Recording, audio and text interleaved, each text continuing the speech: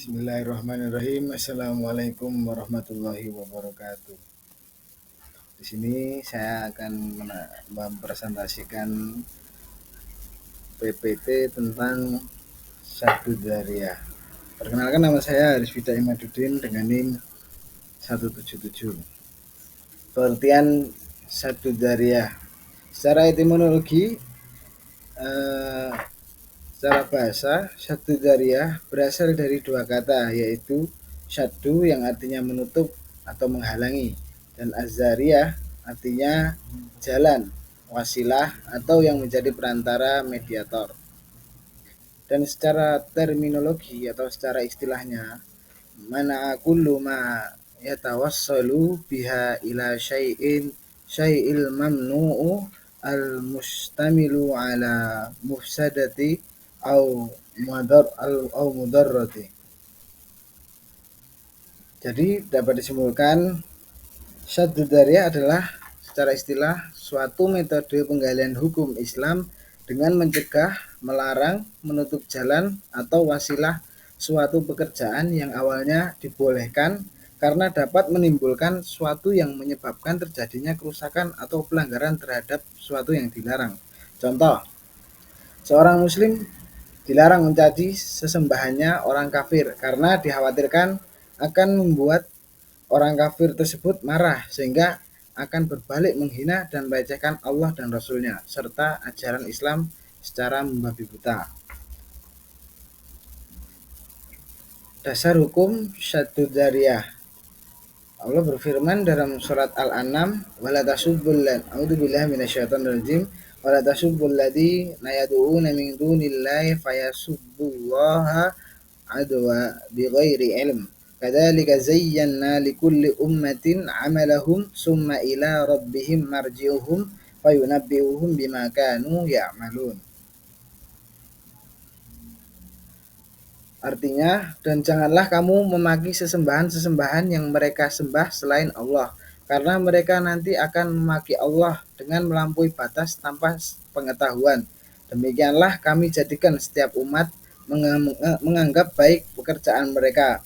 Kemudian kepada Tuhan tempat kembali mereka, lalu Dia akan memberitahukan kepada mereka apa yang telah mereka kerjakan. Ayat yang saya bacakan tadi menjelaskan bahwa mencaci maki Tuhan agama lain adalah az-zariyah yang akan menimbulkan dampak mafsadah yang dilarang, yaitu mencaci maki Allah Ta'ala, karena itulah sebelumnya terjadinya cacian terhadap Allah, maka dilaranglah mencaci Tuhan agama lain dengan tindakan preventif. Yang kedua, dasar hukum dari hadis atau as-sunnah. Kemudian hadis dari riwayat Bukhari, waman waqa'a fi syubhati waqa'a fil haram qarra'i yar'a haulal hima yushiku ayyarda'a fi. Artinya, dan barang siapa yang terjerumus ke dalam perkara syubhat, ia juga akan terjerumus ke dalam suatu yang haram. Ibaratnya seorang pengembala yang menjaga ternaknya di sekitar di area yang terlarang, maka ia masuk terjerumus ke dalamnya. Di riwayat Bukhari.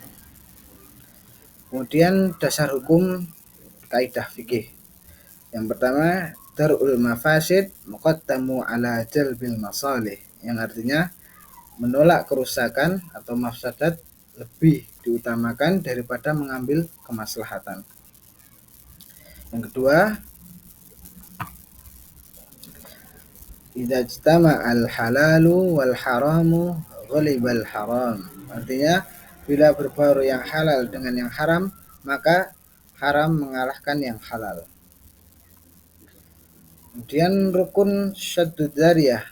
Rukun Syaddu Dzariyah yang dipahami dari definisi secara istilah syara ada 3, yaitu yang pertama wasilah atau al-mutazarri bi, yaitu sesuatu yang menjadi jalan wasilah yang menyampaikan kepada suatu maksud. Yang kedua, al-ifda, yaitu suatu yang menghubungkan antara sarana atau jalan dengan tujuan. Yang ketiga, al-mutawassal ilaih, yaitu perbuatan yang tidak dilarang secara esensial Ini disebut sebagai tujuan. Pembagian syadud dzariyah. Para ulama berbeda pendapat dalam pembagian syad dzariyah. Yang pertama, dilihat dari bentuknya dapat dibagi menjadi tiga, yaitu yang pertama, suatu yang dilakukan biasanya akan terbawa pada yang terlarang. Yang kedua, sesuatu yang jika dilakukan tidak terbawa kepada yang dilarang. Yang ketiga, sesuatu perbuatan yang jika dilakukan menurut pertimbangan adalah sama kemungkinannya untuk terbawa pada yang terlarang dan yang tidak terlarang. Yang kedua, dari rukun dilihat dari akibat atau dampak yang ditimbulkannya. Ilmu Qayyim membaginya menjadi empat. Yang pertama adalah perbuatan yang memang pada dasarnya membawa kepada kerusakan seperti meminum khamr yang merusak akal dan zina yang merusak keturunan. Yang kedua, perbuatan yang ditentukan untuk suatu yang mubah namun ditujukan untuk perbuatan buruk yang merusak seperti nikah muhalil atau transaksi jual beli yang mengantarkan pada riba. Yang ketiga yaitu perbuatan yang semula ditentukan untuk yang mubah, tidak ditujukan untuk kerusakan, namun biasanya sampai juga kepada kerusakan yang mana kerusakan itu lebih besar daripada kebaikannya, seperti mencaci sesembahan agama lain. Yang keempat, perbuatan yang semula ditentukan untuk mubah, namun terkadang membawa kerusakan, sedang kerusakannya lebih kecil dibanding kebaikannya. Contoh, melihat wajah perempuan saat dipinang. Yang ketiga, dari rukun syaddud dzara'i dilihat dari tingkat kerusakan yang ditimbulkan. Menurut Abu Ishaq Asy-Syatibi membagi menjadi 4 macam. Yang pertama adalah perbuatan yang dilakukan tersebut membawa kerusakan yang pasti. Misalnya menggali sumur di depan rumah orang lain pada waktu malam yang menyebabkan pemilik rumah jatuh ke dalam sumur tersebut.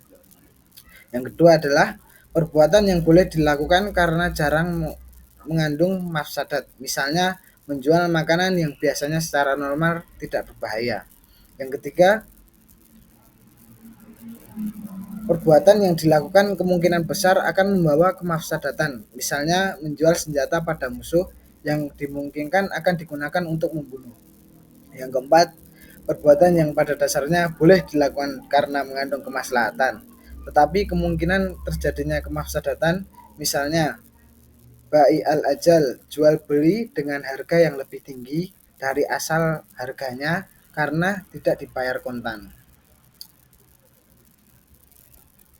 Mungkin cukup sekian yang bisa saya sampaikan. Bila ada salahnya saya mohon maaf. Akhir da'wana, wassalamualaikum warahmatullahi wabarakatuh.